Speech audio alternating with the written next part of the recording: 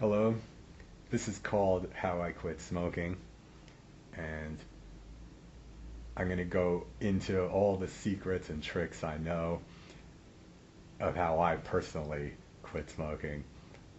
Altogether, had been a smoker for 21 years, um, and I quit 2 years ago. But I'm gonna go into like the history, my own personal smoking history. Um, let's see. I've had my first cigarette when I was 9, but I didn't inhale because the friend who gave it to me said that it causes cancer, so don't inhale. Anyway, by the time I was 14, I had access to cigarettes from our housekeeper, and I smoked like once every 2 weeks, one of those Vantage, the kind that has those weird filters, like the cone filters. Um, and by the time I was 16, I was addicted. I was hooked, smoking half a pack a day of Camel no filters, and then up to a pack a day. And it's no problem whatsoever for a 16-year-old to walk into 7-Eleven back then, or CVS, or a drugstore and buy a pack of cigarettes for 70 cents at the time. This is 1980. And, you know, and so I became a pack a day smoker. Then when I became hooked, I started figuring out how to quit. So, I would quit for a day or two at a time and then purchase a pack of cigarettes. I think they figured out, the cigarette companies, that 20 in a packet is enough to keep you addicted. That's why there are 20. Um, because, you know, psychologically, if you buy a pack, you don't want those cigarettes to go to waste, so you smoke them, and then by the time you smoke them, you're you want another pack, etc., etc. Uh, First time I seriously quit was when I was 23, and I was told because I got totally into holistic health, um, and that was like the final step, you know, vegetarianism, herbs, exercise, and then quitting smoking. Why did I start again if I quit for 4 years and I was into holistic health? Well, that's a complicated answer, but to sim- suffice to say, I started again while I was in Europe, and then I would quit for a day or a week or a couple months at a time, um, and then the final time was 2 years ago. So I want to give you all the tricks I know for quitting smoking, and a lot of it will be based on the final time of 2 years ago. Um, so how did I quit 2 years ago? Well, what I lived in an apartment where I was not allowed to smoke in the apartment. That helps. So basically, you taper off is definitely the way to go. Um, because by the time I quit, I was down to like 5 cigarettes a day, having been a pack a day smoker, going down to five a day or even less. So I, it was like five a day for like a month or so. And then, if you're smoking that few, it's much easier to stop. Um, and I got a subliminal tape, you know, this hypnosis tape is always good, which you can get at the library. Don't have to spend money on it. Don't have to go to a hypnotist and spend hundreds of dollars.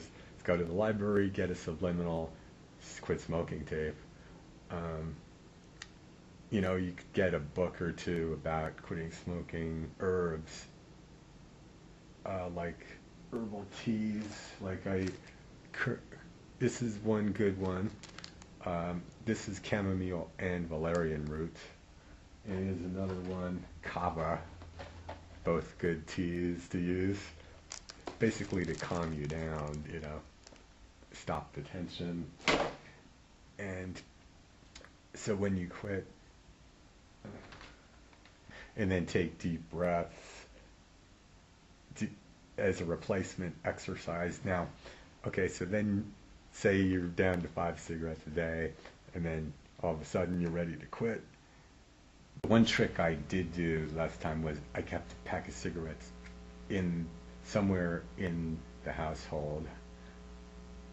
So that's psychologically that's a trick that seems to work, because if you are craving cigarettes and you don't have access to them, you're liable to run out, buy them, and smoke them. But if you have them on hand, it's less of a panic situation, you know. Now, as far as the withdrawal, well, all smokers are constantly in withdrawal, you know. Whenever they're not smoking, they're in withdrawal. So it's just a matter of, and if you do notice, withdrawal does not last long. It lasts a few seconds at a time, really. And so what should you do when you feel the withdrawal pang? Well, take a deep breath. It's always a good thing. Exercise, drink herbal tea with honey, and I recommend not eating sugar or caffeine.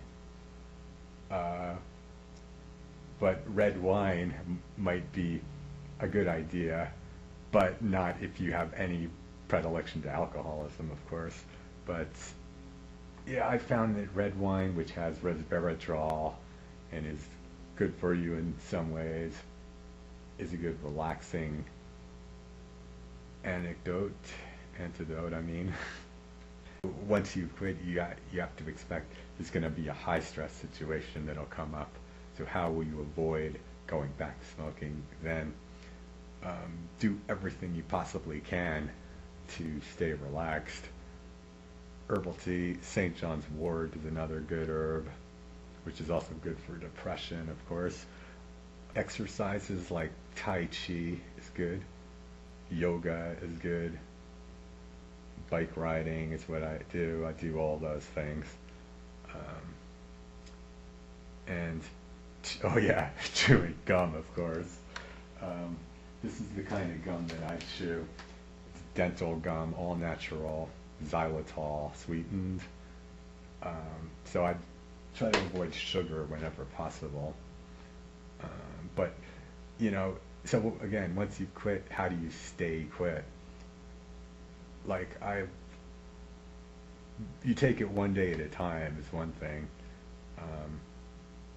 and you know, soon you lose the craving. And you know, for me, I have an aversion to cigarette smoke now, which a lot of former smokers do because they've developed an addiction.